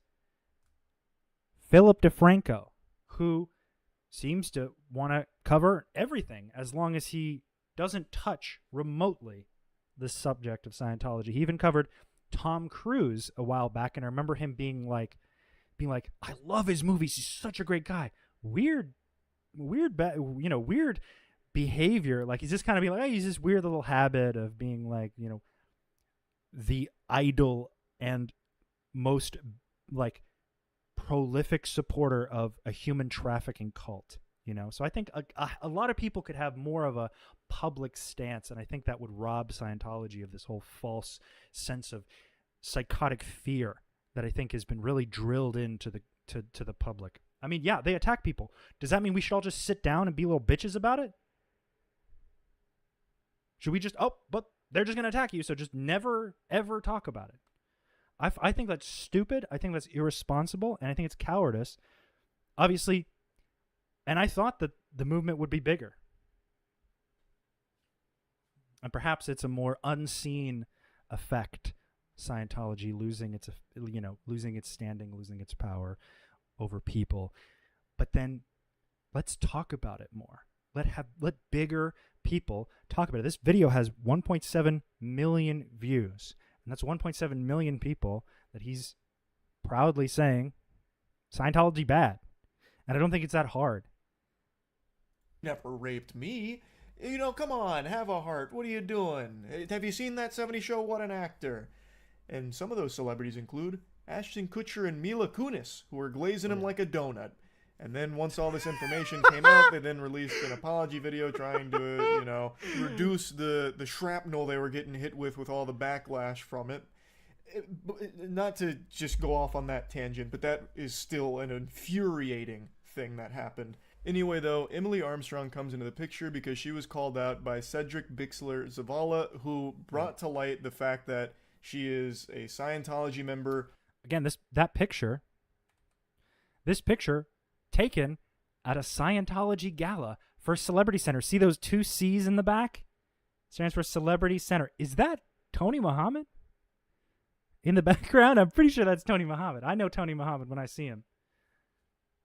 Tony Muhammad. I also have pictures of Tony Muhammad with his clear award, with his clear certificate.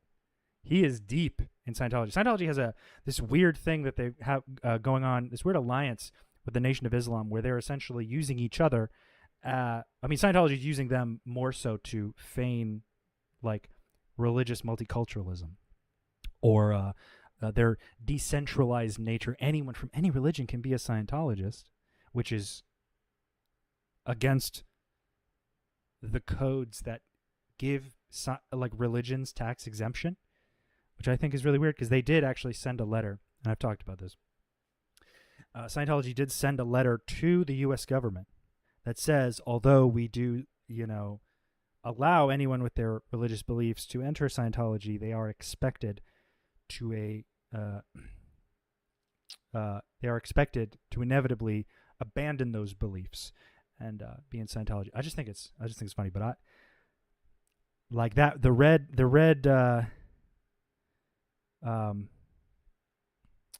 here, let me make my camera I want to make sure Charlie's getting his his credit here. He goes by a couple things, Moist Critical Charlie, but his channel is Penguin Z0, I think. I used to think it was Penguinzo, but it's Penguin Z0. And he if he has something on his mind, he's gonna make a video and then be like, see ya. Question: isn't the Nation of Islam anti-white and anti-Jewish? The Nation of Islam is broadly considered to be a cult in and of itself, and they are very aggressive in their beliefs. I have no, although I have experience with individuals from the Nation of Islam. I myself have not looked too deep into their scripture or belief or where they deviate from Islam as the broader religion, so I can't really comment on that. You can always tell how small Scientology really is. Exes always seem to know so many people in the cult in these vids. Yeah, like, I mean, like, besides the waiters, like, I mean, the fact that I could tell just by the side of his face. You know how many promotional materials Tony Muhammad is on for Scientology? They're just trying to blend them together. Well, back to the video. Zavala, who brought to light the fact that she is a Scientology member who showed up to the Danny Masterson early hearing as part of a group, basically as like an intimidation tactic. It certainly isn't the best thing to be learning about this new vocalist who's replacing a beloved singer. And it's left fans very upset. I'm not going to dive too deep into everything that's come out about all of that. However, Emily Armstrong responded with a post about it where she said that she misjudged Danny Masterson. She, regrets doing that and doesn't support it. However, she didn't utter a peep about Scientology. That word was like Voldemort to her. Exactly. Which is really weird because it's not like that wasn't related, because that was kind of the whole reason that she was there, apparently. So I don't know why she wouldn't talk about that at all. I'm just kidding, pulling your leg. I know exactly why she wouldn't mention Scientology. Because she's probably afraid to, fearing for her fucking life if she pisses off the Scientologists. That's kind of the whole situation in a nutshell. It's by no means a thorough dive into all of it. I highly encourage all of you to read more from Cedric Bixler-Zavala about this situation and more information around it. And there's been a lot of good coverage on all of it. I just kind of wanted to give you like the bare bones breakdown of it. And I also kind of want to give you my perspective on Linkin Park moving forward with a new singer. Also, Charlie, if you want to talk about Scientology, if you want to play some games, if you want to stream, you want to pick my brain, I'm right here, baby. Let's do it. The likelihood of that, I mean, I don't know. I'm just throwing that out there. I mean, I think we could have a good conversation. Just saying. Even if it wasn't Emily Armstrong, I really do think it is fine for Linkin Park to continue as a band. I know a lot of people have said they should have like changed their name or something. I disagree. I don't think there's anything wrong with carrying on the legacy of Linkin Park as a group. I think that is a totally understandable thing to do, especially if they all still have passion for the project. And I think everyone, including them, knows you can never replace Chester Bennington. And I think them hiring Emily Armstrong to do that is them understanding that it's an impossible task to replace a talent like that, a soul like that. So Emily Armstrong being their vocalist is very much not a Chester Bennington, impressionist or anything. She sounds completely different. During their live performance, like, she sounded fine. There were some moments where her like voice, which is the consensus, I mean, that I've heard. I was never going after Linkin Park as a group who makes music, right? More so the mindset behind Mike Shinoda for making the decision to hire a Scientologist and for all of these sort of connected purposes. Scientology is my issue, 110%. If you like Linkin Park, you're going to listen to it no matter what I say or no matter what Charlie says, blah, blah, blah. You're allowed to listen to Linkin Park if that's what you decide. However, I think not addressing the fact that she is now in one of the largest bands in the world and that this gives her a massive, an enormous platform to, again, Scientology uses Tom Cruise constantly. Tom Cruise, John Travolta, the Handmaid's Tale chick. Like, they use these people as examples of being a Scientologist will help you get success. And I think this is and all these people who know other celebrities and get to know other celebrities' drama. And this is where I feel like a lot of celebrities drop the ball is that everything they say to a Scientologist, secrets, plans, motives, etc., if for any reason any of these Scientologists find it situationally relevant, are required to tell Scientology about it. And this is written in their folder. And this folder is reviewed by other Scientologists. I'm almost certain that David Miscavige is gathering quite a hefty amount of blackmail material through these methods, because why wouldn't he? So that's another angle to consider. But again, I have no problem with Linkin Park as a band existing, but this was definitely a very bizarre and weird choice. Voice would crack, and sometimes it sounded a bit like karaoke, but overall, she did a good job with the songs as a singer. I did not like the single at all. That's just not my style of music that I really vibe with. That didn't have me wiggling my finger and salivating for the album to drop, unfortunately. And it's no secret, I didn't really like any of Linkin Park's albums after Minutes to Midnight. But even still, I've always had like an appreciation of the band. I think there was a time when I was like in college where I was really upset that the music they were putting out wasn't the music I was used to. But I've come to understand now, since I'm 30 years old, that you're just not going to be doing the same thing forever, and it's silly to expect that. So them changing their style so much over the years makes a lot of sense to me. It's just not a style that personally resonated with my taste, and there's nothing wrong with that. I also wanted to mention that I completely understand why Linkin Park wouldn't want a clone of Chester to replace him and move forward with this group.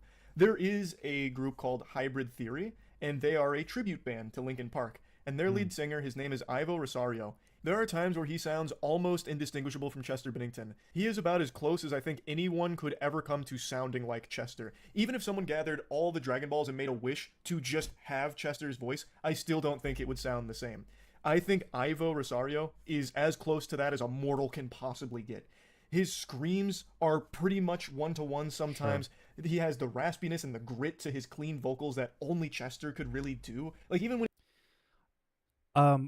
One thing I remember is like I made a couple TikToks about this situation because I was pretty hot on that when it first dropped, and I tried to educate some people on why it's bad that she is associating with Scientology, or why they're associating themselves with Scientology by affiliation. And a lot of people had this weird, to me, is very parasocial theory that the new single, The Emptiness Machine or whatever, was Emily's cry for help, or Emily is like, you can read in the lyrics that she's given up on Scientology and she blames them for everything. And I'm like, first of all, that doesn't mean anything, okay? Because the lyrics are so vague and so generic. Like, it's some Asking Alexandria nonsense. But also, it was written before she joined the band, not by her. So that theory went out the window pretty quick. When he was doing Given Up, which has Chester's longest continuous scream, Ivo matched not only the same tone of the scream, but also the same duration. He's an extraordinarily talented vocalist who sounds about as close to Chester as my two nuts are to the shaft of my cock. Like, it is close. And he also kind of looks like Chester. And I definitely don't think he should have been... Oh my... That's so fucking funny. ...in the replacement for Chester in Linkin Park. I, under no circumstances, think that would have been the right decision. I saw a lot of people flood Hybrid Theory's comment section saying, how dare they choose Emily over Ivo? This makes no sense. Look at how close he sounds to Chester. He even looks like Chester's doppelganger. It looks like they were separated at birth. They're clones. I just don't think it would be a good idea. Just picture this. You lose your best friend in the world, and then a little while later, you find someone that looks and sounds just like them. I don't think you'd be like, oh, my new best friend. Perfect. I needed someone to come in here and fill these shoes. Like, it'd be extremely weird for the band, I would think, and it'd be extremely weird for fans, I would think. It certainly would be for me if I... And that would be replacing Chester, more than likely. That would be, like, directly attempting to replace him instead of finding, like, sort of a spiritual successor. No pun intended. heard Linkin Park have a vocalist that sounds exactly like Chester. I think it'd almost be disrespectful in my eyes. So I do think them going for a different sounding vocalist for a different direction was the right call. I'm just not convinced Emily Armstrong was the right choice to fulfill that role. You know, I think you could have got a better quarterback. I feel like if the band knew all of the Scientology stuff, they probably wouldn't be super thrilled about that either, especially given everything that they've gone through. I'm not going to be, putting thoughts in their head, putting poop in their butt or anything. I don't know them personally. I'm sounding very parasocial here. But from everything I've ever learned about them, it feels like a lot of what I've learned about Emily Armstrong would be very much not something they'd be super happy about. And I don't think that she... I think he's referring, I'm pretty positive he's referring to the fact that Scientologists that we've mentioned in this stream earlier do not agree nor believe that mental health is a big deal. Okay, any mental health problem can be solved and cured by Scientology auditing, and which I feel, and they literally prevent members from seeking adequate help when they are having a crisis, a mental crisis, because they believe that would be worse for the person spiritually for their next billion years in the whatever bodies they pick up after they die. They think that would be worse than just letting them see a therapist or take a medication to maybe help them, because, well, indoctrination runs very deep, and ideas in most cases are more powerful than, like physical attempts at manipulation, because the ideas always come first. They have to consent to be there. So it's always lighter, and it builds and builds and builds. But you'd think Linkin Park or Mike Shinoda would just have seen a single fucking documentary or listened or heard any of the stories, the hundreds of stories of people being abused by Scientology. But I guess they're just too busy for that. She's the best possible vocalist they could have gotten or anything either. But anyway, what I do think is that Ivo Rosario and the Hybrid Theory tribute band is a really, really fucking fun group that is touring. And it's a group I really want to see. I never got to see Linkin Park live, and it's something that I really regret. A huge missed opportunity. I was really considering going to Revolution when it came to the swamp down here, but I got really nervous and cold feet about being around a lot of other people, so I ended up just pussying out and not going, and I never got to see them perform live. But seeing Hybrid Theory perform live will probably be about as close as I can ever get to experiencing a fraction of what an OG Linkin Park concert must have been like, and I think that's super cool. I am really happy that Hybrid Theory is such a talented group that does all of these tracks justice, and hopefully they'll come around the area at some point so I can go to one of those concerts. But I do not think Ivo Rosario would have been the right call to replace Chester Bennington in Linkin Park. I think it just would have been a little weird for the legacy of Linkin Park and Chester. Anyway, though, that's really about it. So yeah. And that's how he usually ends everything. Just once he's done, he's just, all right, bye, see ya. Which, honestly, I wish it was just that easy. It always feels like there's something I'm supposed to say to end it out. But, I mean, that was a good video. I feel like even though he couldn't, probably from his perspective, go into detail about like why Scientology is as bad, it's implied. He's not treating his audience like they're idiots. He's just like saying it as a consensus, right? And I think it's very important to call out Scientology, no matter who you are, because you're either like able to talk about it and able to call them out, or you're just another product of their manipulation. Welcome to the club. But anyway, that's all I wanted to talk to you about today. I'm going to recut this so you have something more, you have something that you can show that isn't like 2 hours long. I appreciate everyone for being here. I'll stick around for a couple more minutes if you want to ask any more questions, anything like that. But for the most part, that's all I got for you guys.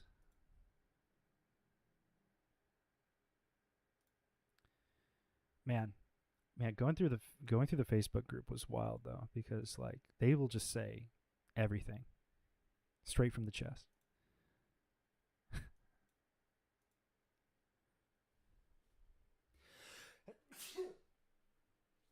Excuse me.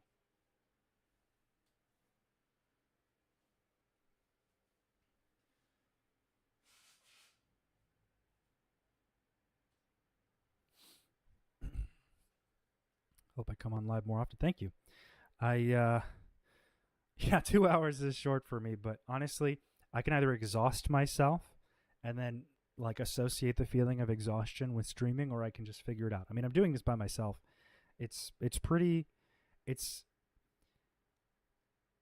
not easy in this community to find mods that can be trustworthy, and especially for, or editors or something like that, because I'm basically handing over like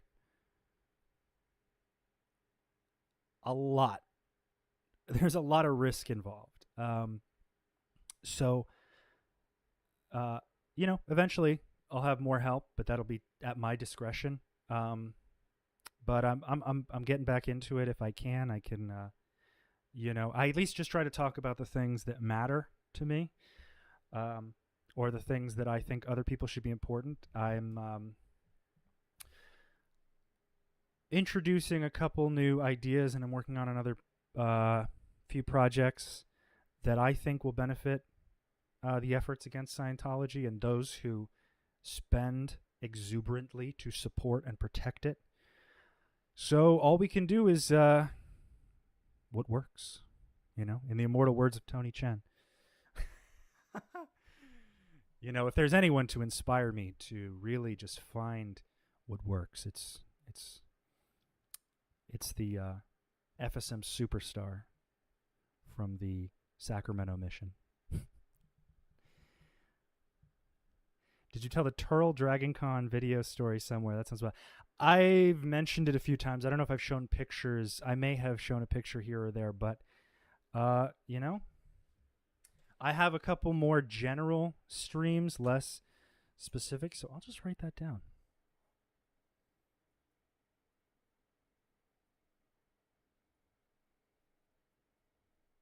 Because I have a lot of photos. The video I have that they sent me, because I was in the parade, okay? This was like 2014. I was in the parade in Dragon Con. I had a fever of like 104. I had just getting over I was at the tail end of like the worst flu of my life. They put me in this $20,000 akin to a Chewbacca suit, which was like thickly padded and covered in hair, and I had a whole helmet on, and I had to walk the whole parade. And let me tell you, when I got to the convention center, I was sweating buckets. Okay, but the video they sent me of that was like this 480p scaled down thing. So maybe I could probably find it on YouTube. But yeah, we can talk about that next time. I have some topic. My next stream, which I'd like to talk about, I have some topics that I can very easily blend in and cover that as well.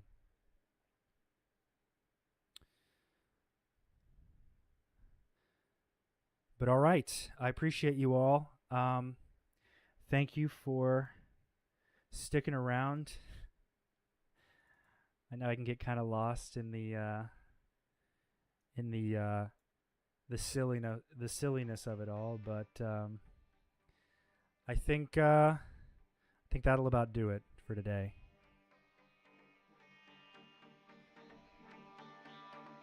Thanks, guys. Peace.